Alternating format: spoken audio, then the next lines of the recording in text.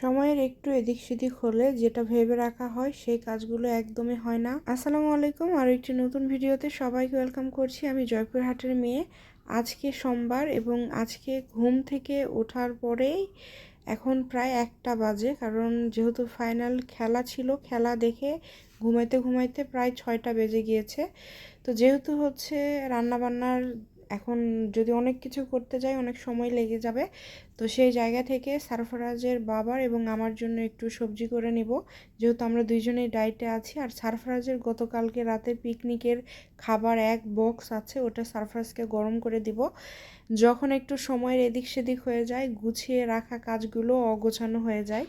তো একই রকম সবজি রেগুলার খেতে ভালো লাগে না। যখন হচ্ছে ডায়েট করা হয় দেখা যায় যে সবজিটা বেশি খাওয়া হয়।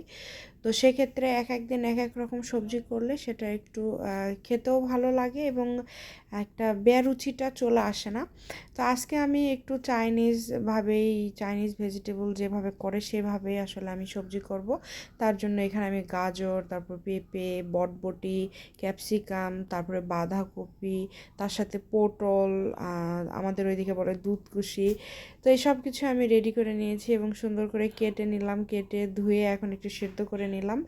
এটা একটু কাঁচা কাঁচা দেখতেই বেশ ভালো লাগে না, এবং এটা কিন্তু সেদ্ধর উপর অনেক কিছু নির্ভর করে যে আপনি কিভাবে সেদ্ধ করছেন। আমি এমনভাবে সেদ্ধ করছি যাতে সবগুলো সবজিগুলো একদম চকচকে হয়ে যায়, এবং যেগুলো সবুজ কালার এই কালারগুলো যাতে সবুজ থাকে। আর এদিকে একটু ডিম নিয়ে নিলাম। তো বাটারের মধ্যে ডিমটা একটু শুধু ভেজে আমি একটু টুকরো টুকরো করে নিলাম।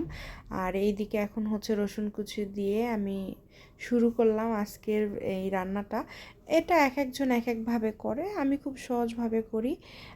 একদম হাতের কাছে থাকা যেই সবজিগুলো সেগুলো দিয়েই করছি, এবং খুব বেশি একটা যে এটা সেটা দেওয়া সেটা আমি দিচ্ছি না। তো একটু হালকা ভাজেন, এর ভিতরে এখন আমি সব সবজি দিয়ে দিব, এবং তারপরে যেগুলো সেদ্ধ করে নিই যেমন ক্যাপসিকাম, তারপরে বাঁধাকপি, সেগুলো এখন আমি দিয়ে দিচ্ছি। দিয়ে হালকা একটু লবণ, গোলমরিচের গুঁড়া, সব কিছু আসলে যা যা আমার হাতের কাছে ছিল, যেটা যেটা মনে হয়েছে যে একটু দেই তাহলে একটু স্বাদ আসবে। যেহেতু এটা আজকে ফার্স্ট টাইম না, এটা এখন রেগুলারই প্রায় করা হয়, যখন দেখা যায় যে মাঝে মাঝে, যেহেতু আসলে আমরা দুজনেই আসলে খুব চেষ্টা করছি ওজন কমানোর, তো সেই জায়গা থেকে আসলে সবজিটা অনেক বেশি করা হয়। আর এই সবজি হলে অন্য কিছু লাগে না, আর হাতে সময়ও নাই, কারণ আমি ঘুমের থেকে উঠছি এত দেরিতে, তারপর সারফরাজ তো 2টার ওইদিকে উঠলো। তো এই কারণে দেখা যাচ্ছে যে যা লাগে যতটুকু করা যায়। আর এই সবজিগুলো যেহেতু মানে সবগুলোই কেটে নেওয়ারও একটা ঝামেলা ছিল, তো একটু সময় লেগে গিয়েছে। আর একসাথে এতগুলো করার কারণ হচ্ছে আগামীকালকে যেহেতু আমি বাসায় থাকবো না, আমার কাজ থাকে। তো এই বাটিরটা হচ্ছে আজকে খাওয়া হবে সারফরাজের বাবা, আমি খাবো, বাসলে আবার রাতের বেলা একটু করে খাবো। আর যেটা বক্সে রাখলাম ওটা হচ্ছে আগামীকালকের জন্য। আর এই যে সারফরাজের খাবার ছিল ওটাই গরম করে দিলাম সারফরাজকে।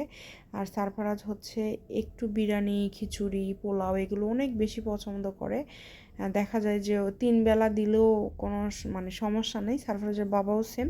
তো গতকালকে রাতে খেয়ে মানে এক বক্স মতো ছিল, সেটা আবার আজকে সারফরাজকে গরম করে দিলাম। আরও মানে অর্ধেক আছে, যে আগামীকালকেও চাইলে সারফরাজ খেতে পারবে। তো ওটার ভিতরেও একটা চিকেনের একটা পিস ছিল, তো আমি ভালো করে রাখলাম যে পরবর্তীতে সারফরাজ ওইটা আবার খেতে পারবে। তো ওটার সাথে সারফরাজকে একটু সালাদ দিয়ে দিলাম, যে যদিও আসলে ও ওইভাবে খায় না, পছন্দও করে না। যেহেতু বাচ্চা মানুষ সবজি আসলে খুব একটা পছন্দ করে না, এটা একদমই ন্যাচারাল। তো এই তো সারফরাজকে খাবার দিয়ে দেন আমার কাজ শেষ হয়ে গেল দুপুরে। সবাই ভালো থাকবেন।